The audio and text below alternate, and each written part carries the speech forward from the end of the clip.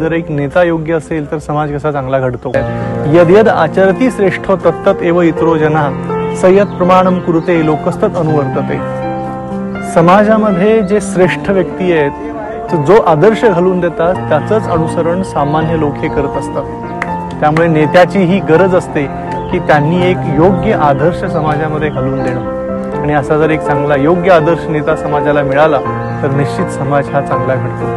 मनाशी ध्यास घेऊन आज तुडावा वाट तू झोकून देर तुझा तू सार तुडावा वाट तू